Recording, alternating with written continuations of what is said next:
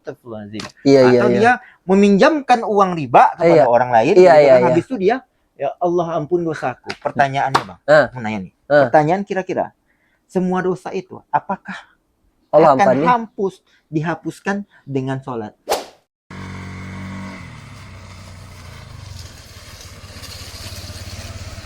Bang, jadi, ya, aduh, ngapa? lama nunggu dah. Buru-buru. Ada proyek besar nih bang. Proyek apa? Investasi. Abang tak perlu kerja, kita tinggal duduk, baring, makan, dapat uang bang. Wih, keren gak tuh? Investasi apa? Barusan di bang. Kau keringatan, buru-buru ke sini. Ini penting nih besar bang. Proyeknya nih. Oh besar lah. Apa? Proyek apa tuh? Proyek apa? Proyeknya adalah investasi emas bang. Investasi emas. Kayak mana emasnya tuh? Kita beli emas. Jadi kita tuh cicil emas.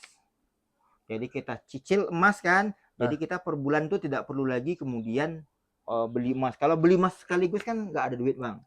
Jadi kita cicil per bulan. Cicil berapa? Emas di mana? Cicilnya nih bank syariah katanya bang. Bank syariah. Ya. Kan ada syariahnya tuh bang. Ya. Oke. Orang kan syariah lu kan agak-agak gimana gitu kan. Ya. Gitu. Apalagi bang, ayolah kita gas. Emasnya tata di bank tuh ada enggak emasnya? Tidak, kan kita cicil jatuhnya, cicil dulu. Emas tuh kita lihat tak benda tuh. Nah, itu masalahnya tuh subhat lah jadinya. Subhat pula jatuhnya bang. Iyalah. Apa tuh? Kita tuh beli emas tuh jelas ada uang dapat kita emasnya. Memang ada lihat benda tuh emas tuh. Tapi kalau emasnya tuh hanya angka aja di bank syariah tuh tak betul tuh. Itu sama dengan investasi uang tapi dalam bentuk emas. Tak boleh. Nanti kelebihan dari situ tuh itu nanti ya artinya sama dengan riba gitu. Riba terus abang ini sikit-sikit. Gimana cerita? Ya memang itu faktanya Jadi kalau emasnya tidak boleh nih sistemnya cicil nih. Tidak boleh, sama aja dengan riba kalau kayak gitu. Karena emasnya kita nggak tahu, nggak ada memang barang tuh. Emasnya tuh memang tidak ada di bank tuh. Waduh. Kalau ada emasnya tuh, ya kenapa nggak kita langsung pegang? Terus ada bang emasnya bang, Mas Budi. Marketingnya tuh. Marketing. Aduh. Ya carilah investasi yang lain aja lah. Oke, ada lagi bang. Apa lagi? Nah, investasi nih. Investasi ternak uang. Ternak uang bang. Nah jadi kita tuh kan sistemnya meminjamkan uang bang. Ya kan. Jadi kalau kita meminjamkan uang, tentunya kita nih bukannya investasi. Bahasanya investasi. Jadinya, nih. Kita kan sekarang banyak orang yang butuhkan uang bang. Ya. Betul kan? Iya. Jadi kan kita pinjamkan. Iya. Tapi kan karena namanya kita meminjamkan, tentu kan ada inflasi jatuhnya bang. Ya nggak mungkin orang meminjamkan tanpa ada pengurangan, betul lah bang? Di kau ini memang betul-betul jadi anak akuntansi lah ya. Iya kan, betul. Ada ya nggak mungkin nilainya kalau kita minjam sekarang 10 tahun lagi mau nilai kita kembali. Tak boleh pula. Kan kita udah bahas minjamkan uang tuh atas dasar tolong menolong. Kalau dapatkan manfaat atas kita minjamkan uang tuh itu namanya riba. Riba pula. Cemana lah bentuknya tuh sama aja. Lembaga finance sekarang tuh hampir rata-rata kalau nggak riba akadnya batil. Waduh, riba lagi. Tuh udahlah, investasi yang lain aja lah. Ada bang? Tanah. Tanah. Kenapa tak mau? Investasi tanah atau kau beli emas langsung, kau simpan lah emas tuh. Ada bang, satu lagi bang. Apa lagi? Astagfirullahaladzim. Investasi tuyul bang. Investasi tuyul. Ada kan lumayan tuh bang. Ya gimana ceritanya kalau tuyul ya? Halo, jadi bang sebenarnya sikit-sikit kenapa di kau tuh semangat betul mau investasi, kenapa nggak usaha aja, kenapa? Gini bang, kata orang tuh kan, dengan modal yang sedikit-dikitnya, kita harus mendapatkan manfaat keuntungan yang sebesar-besarnya. Kayak gitu kan. Itu prinsip dari mana itu tuh? Jadi kan, hari gini bang, kalau tidak sikit-sikit riba, bang. Iya. Ujung-ujungnya bang, tidak ada dapat ibadah pun tidak. Coba kita kalau misalnya dapat uangnya bang, kita bisa sedekah, bisa naik haji orang tua, kan, bisa umroh. Ya kan dapatkan uang kan nggak mesti harus dengan cara seperti itu, bro. Banyak cara yang lain lagi. Itu satu kan, kita mau ibadah tapi mau dapatkan keberkahan. Gimana caranya ibadahmu bisa diterima kalau prosesnya itu tak betul? Tapi kan yang penting hasil loh.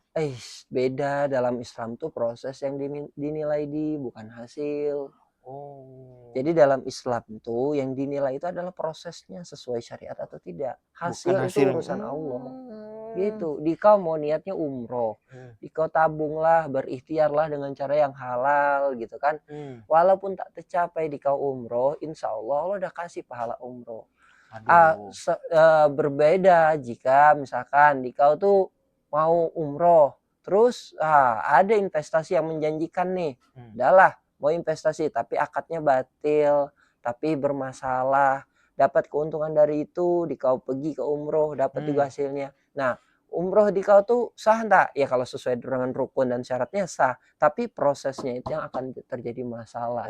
Proses uang yang dikau dapat tuh tidak cara yang berkah, tidak cara yang betul, itu yang Allah tanya. Bisa batil ya Bang ya. Iya, apalagi ngeri dosa riba tuh, dosa akad-akad yang batil tuh ya nanti tidak berkah untuk keluarga Bang, kita, untuk kita ini kan hidup Bang, bukan zaman cari aja lagi alasan, mending kita cari usaha yang lain lah. Cari usaha yang lain aja lah. Masih juga lagi Anda apa mau usaha apa lagi? Tak ada lagi nampaknya Bang, semua yang riba. Hujah apa lagi yang dikau mau tuh Jadi gini Bang, zaman sekarang nih sering sekali orang menganggap, janganlah bawa agama Bang.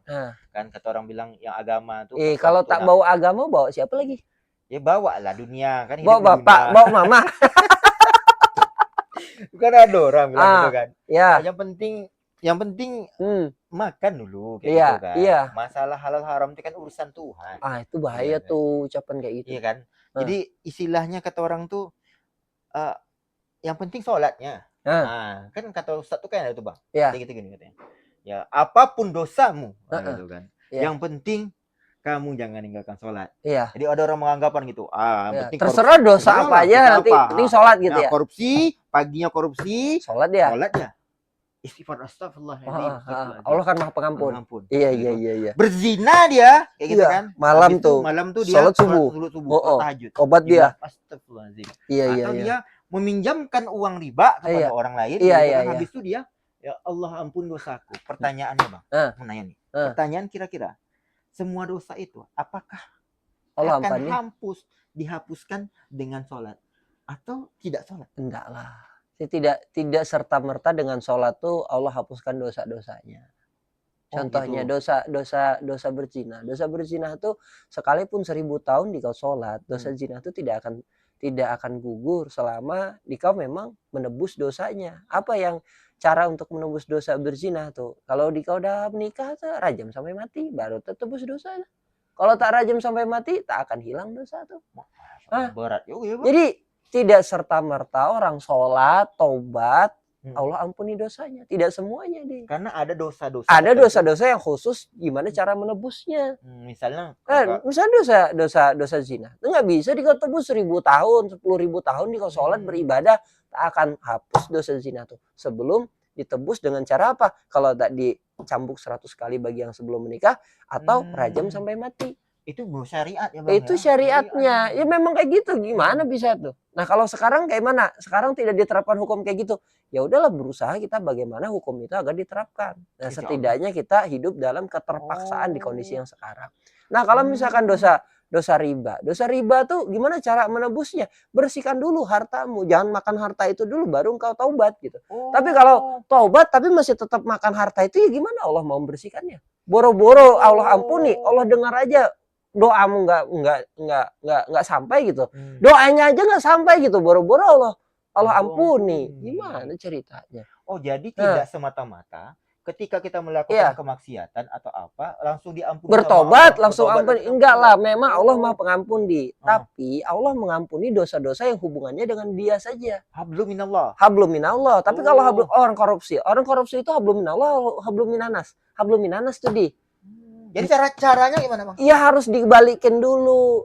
Bagaimana cara? Oh, udah berat tuh. Kalau korupsi itu berat tuh. Gimana 200, orang berarti 280 juta orang harus diminta maaf. itu kalau kepala negara ya. Betul. Kalau dia korupsi sebagai kepala negara. Kalau misalkan dia korupsi katakanlah sebagai pemimpin perusahaan atau pemimpin instansi atau pemimpin satu wilayah, bupati atau kota atau provinsi, udah dia menanggung siapa yang dizolimin rakyatnya atas perilaku korupsi dia itu.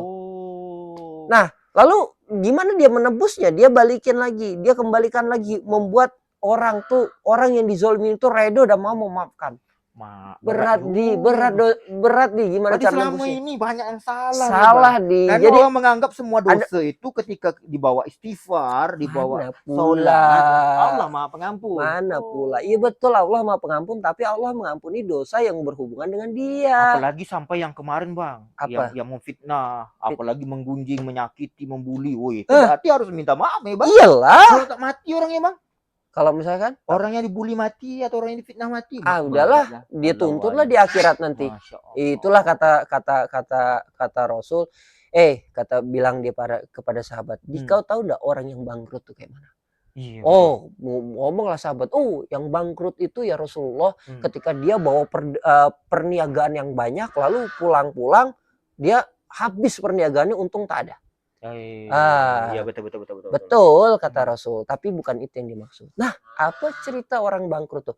Orang bangkrut tuh kata Rasul, ketika dia pergi jumpa di hadapan Allah di yaumil mahsyar nanti dengan membawa pahala yang banyak, tetapi dia tidak dimasukkan dalam surga. Lah, kenapa bisa gitu? Dia bawa ke hadapan Allah dengan pahala yang banyak, lalu dia tidak dapatkan masuk surga. Kenapa? Karena ketika dia mau dimasukkan ke pintu surga, ada beberapa orang yang protes. Ya Allah, kenapa? Jangan dimasukkan dalam surga. Kenapa? Karena selama dia di dunia dia menzalimin saya, dia menghina saya, dia memfitnah saya, dia korupsi, mengambil harta hak kami rakyatnya. Dituntutlah. Sementara uang dah tak ada lagi di akhirat. Apa yang bisa di akhirat dibagi? Pahala, amal soleh. Amal soleh dikasih. Nah, ketika amal soleh dah dikasih, habis amal soleh, masih ada orang yang nuntut atas kezaliman dia di dunia, maka apa? Dosa orang-orang yang menuntut ini diberikan kepada dia. Itulah orang yang bangkrut, yang tadinya dia masuk surga atas amal dia banyak bawa pahala, alih-alih masuk surga, tapi dia malah dimasukkan ke dalam neraka. Itu yang dikatakan bangkrut. Nah, kau mau kayak gitu? Tidaklah, Bang. Tidaklah, Bang. Tuh makanya. Selama ini banyak orang menganggap bahwa kan banyak sekarang, Bang. Orang menganggap tuh tak takut dia berbuat dosa. Tak takut dia zolimin orang. Karena dia menganggap bahwa ketika sudah sholat, sudahlah. Dah haji, sudah keluarkan zakat, seolah-olah dosanya dah hilang, dah tertutupi dah. Jangan salah, di hari pembalasan tuh Allah tuh Maha Adil. Disitulah kita iman pada hari pembalasan tuh. Disitulah kekuatan bagi orang-orang lemah selama di dunia ini agar bisa menuntut keadilan di hadapan Allah. Dia menuntut keadilan di dunia ini nggak bisa. Apalah rakyat-rakyat kecil yang sekarang dizolimin oleh penguasa sekarang kan, yang tidak dihiraukan, yang tidak diriayah, yang tidak diurusi oleh negara atas hidup mereka. Nah, kapan dia merasa mendapatkan keadilan? Ketika dia berjumpa di hadapan Allah, nanti disitulah mereka menuntut. Makanya berat jadi pemimpin kalau dihitung-hitung, mendinglah kita nih ngurusi kuda-kuda inilah.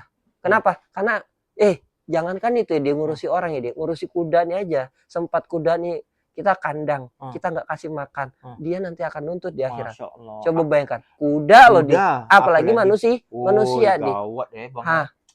Jadi ngurus 4 ekor kuda nih aja nanti ada hisapnya loh di. Kalau kita betul-betul telaten, tapi sebaliknya, ketika kita jadi penguasa, ketika kita dapat amanah dari rakyat, ngurusin mereka dengan baik, gitu kan, menjalankannya dengan baik, insya Allah kita yang duluan masuk surga. Itulah kenapa masa Umar itu tuh luar biasa.